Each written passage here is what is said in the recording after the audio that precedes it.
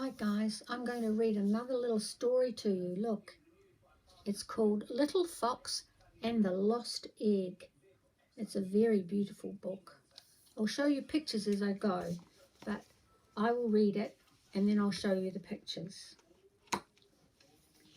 Little Tokala was an adventurous fox cub, always on the lookout for fun. One day he was out playing on his own, rolling in the grass and chasing butterflies. He was having such a good time that he didn't realize he had strayed a long way from his den, but that didn't really worry Tokala. He was a brave little fox. Look, here he is rolling in the grass, and that's another picture there of him frolicking in the meadow. See, beautiful.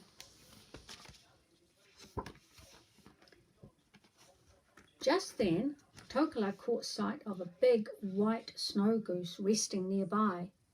I know, he thought, I'll surprise her and make her laugh. So he crouched down as low as he could go and slowly, very slowly, padded towards the goose. Boo! He cried, jumping out of the grass.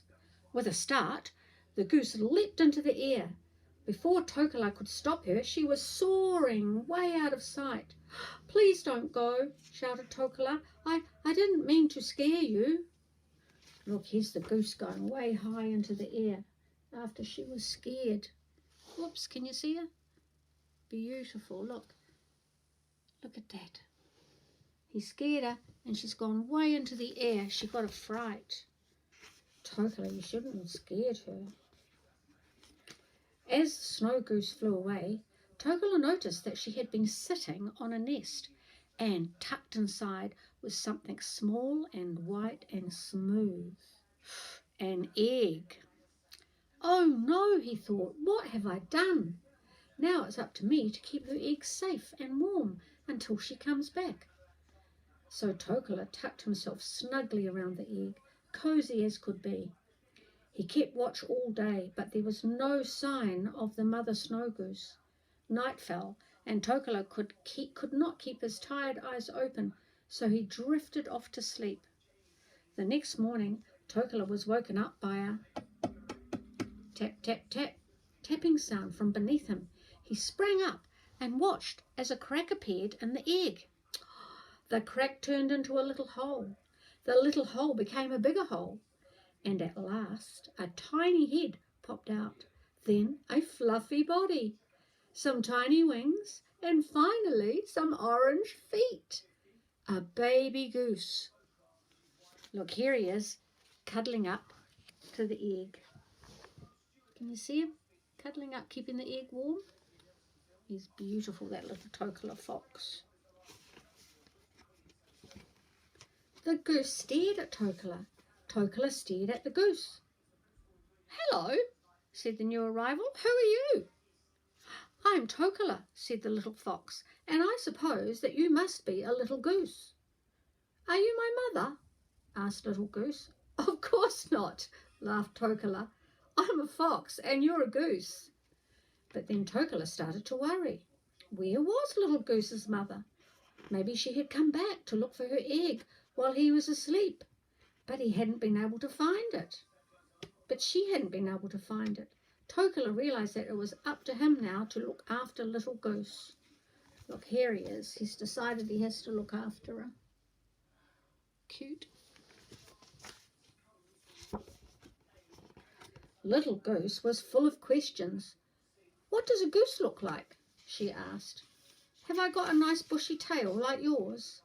No, Little Goose, said Tokala with a smile. He led her to the edge of a pond, and together they peered at their reflections in the water. Tokala pointed out Little Goose's flappy feet and her tiny wings. They're for flying, he said, up there in the sky. Oh, I couldn't do that, said Little Goose, looking up.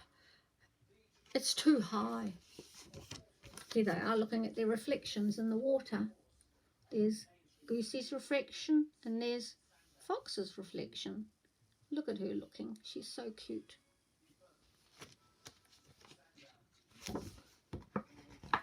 Flying's easy. Lots of birds do it, said Tokala.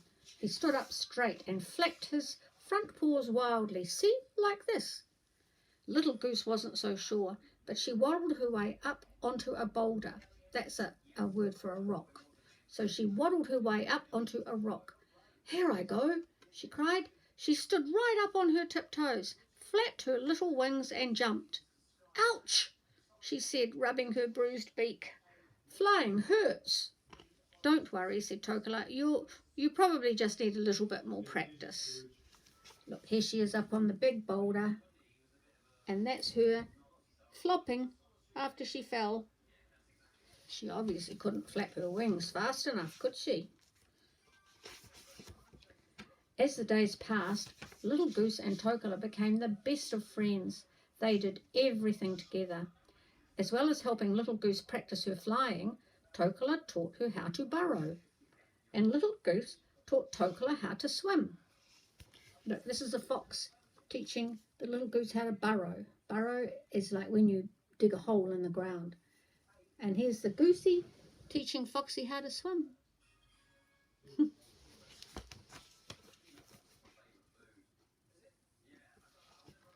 The weeks went by, and soon the days grew shorter, while the nights became dark and cold. Tokola knew that winter was on its way. One day, while he and Little Goose were out playing on the ice, Tokola saw a flock of terns flying overhead. Soon, many more birds would be travelling south to warmer lands for the winter, including the Little Goose's family. They needed to find her mother before it was too late. Look, you can see it getting colder. See? Looks a lot colder, doesn't it? Winter's on its way. Winter's on its way, guys. The next day, Tokola took Little Goose on a long climb up Half Moon Rock. He had heard that this was where the birds gathered to begin their journey south. Do you really think we'll find my mother? Asked Little Goose breathlessly, scampering behind Tokola. Eventually, they reached the top of the huge cliff.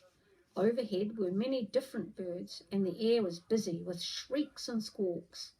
Tokola and Little Goose watched and waited, but they couldn't see the snow geese anywhere. Then, at last, in the distance, they spied a flock of beautiful birds, their snow-white bodies bright against the sky. Little Goose's family! Look, this is where they see the goose family coming. Can you see that? They're both looking up, and you can see the geese flying toward them.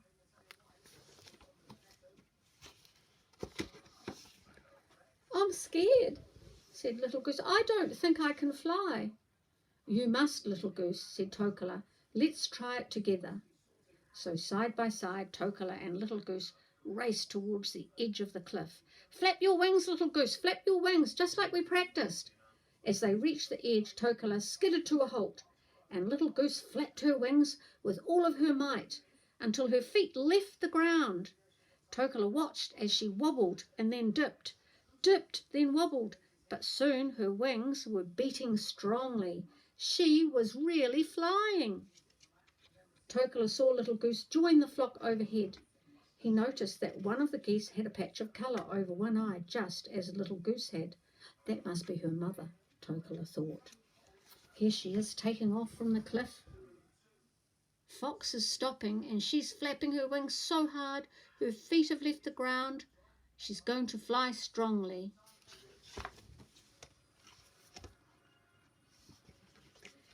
As they flew, Tokola saw Little Goose's mother stretch out her wing to enfold her baby.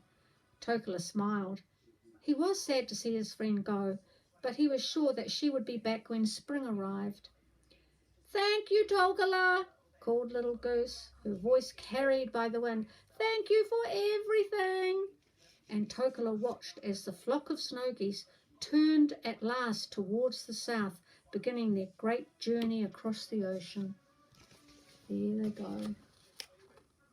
But she will see Little Goose come back next spring, and Little Goose will be a much bigger goose. That's what I'm picking. Hope you enjoyed that story, guys. I'm going to read you another one soon. Okay. Love you. Bye.